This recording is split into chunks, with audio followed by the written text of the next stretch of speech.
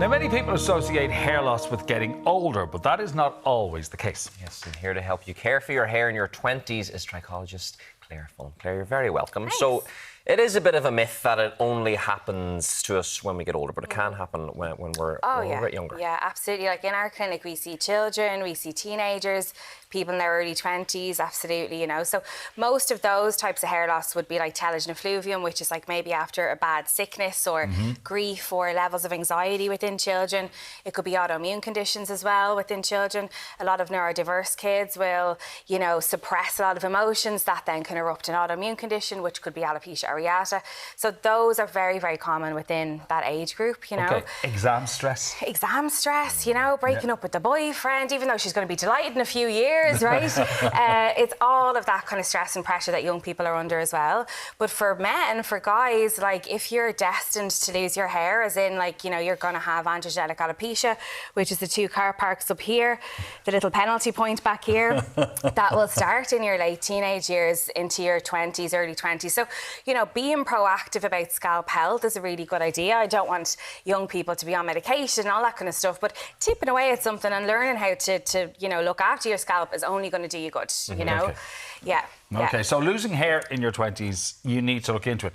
This is how you got into this business. Yeah, like I lost 90% of my hair when I was 27, so that's like, you know, nearly 11 years ago now, and I lost 90% of it in 5 weeks, you know. I was in a wig for a long time, brought me back to college, Tricology, opened a business about it. So it hugely affects people's lives. And I think some, you know, mammies and daddies might roll their eyes at the young lad coming to their mum and dad and worrying about it. But honestly, I know people that haven't gone on the date, they haven't gone on the job interview, they haven't put themselves forward because, you know, their confidence has been lost a little bit within that time. So it's not a trivial thing, you know. It can really affect somebody's life. It affected mine hugely, you know. So I think like that, trying to be as aware and knowing that the place to spend money is not down here. That's dead. That's long gone, right? So that's like a leather jacket's never going to moo again, right? This is never going to come back to life. So actually switching our focus up to the scalp, you know, and making sure that we're doing a few little things, you know, in our 20s and ramping that up in our 30s and 40s and 50s, of course, because it is more common, you know, for it to happen to us at a later stage of our lives,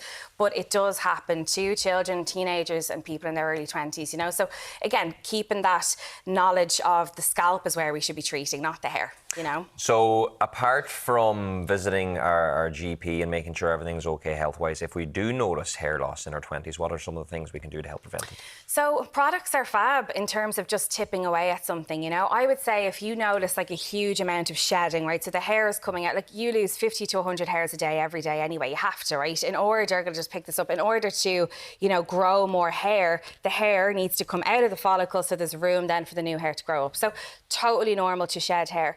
But if there's an increase in hair fall, okay, and then you can look back and say, yeah, like, you know, if it's a parent worrying about a teenager or, you know, a person in their 20s, you know, did something happen 3 to 6 months ago? You know, was it their leaving cert 3 to 6 months ago? Did they break up with the boyfriend? Have they not been eating and looking after themselves as well as they should, you know? And a trip to the GP, like just to make sure that all of their vitals are okay. So a blood test is a good idea.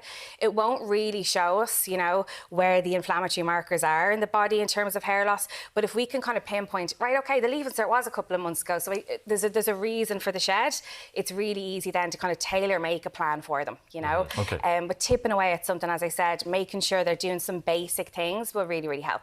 Okay, No? okay. Postpartum as well, people lose hair. And just before we move on to some of the stuff that you've brought with you, people who are using, you know, the likes of Ozempic, Mounjaro, they're going to experience hair loss as well. Yeah, GPL1. So we're seeing that ramp up now at the moment, of course, because they're the rise in people using them, of course. So Wegovy, Mounjaro, Ozempic, you know, and it's not the, you know, we don't know enough about it yet, but it's not, it doesn't look like it's the jab itself. It's the malnutrition that comes with it, you know, it's the calorie deficit that people are in.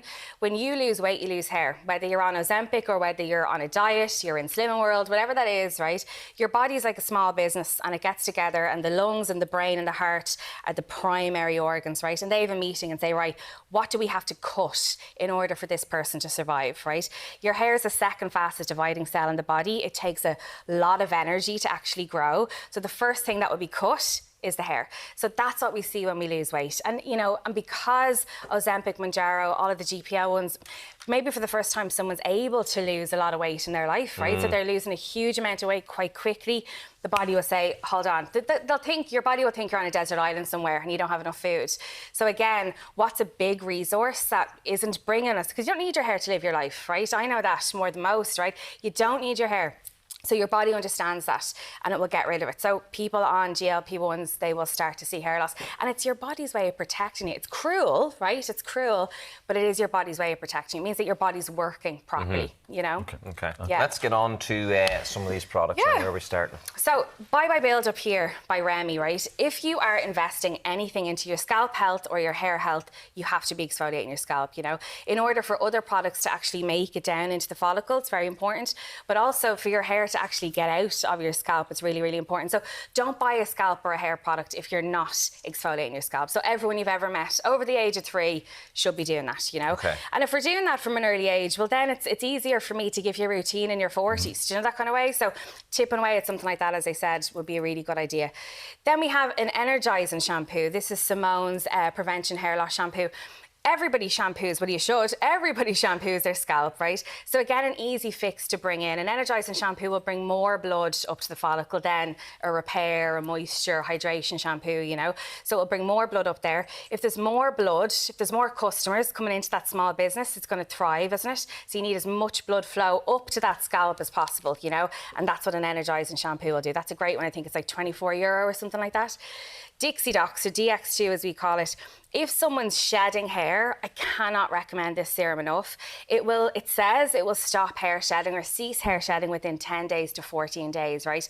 So what hair shedding will do to someone is like almost drive them mad, God love them. They're so worried about it, you know?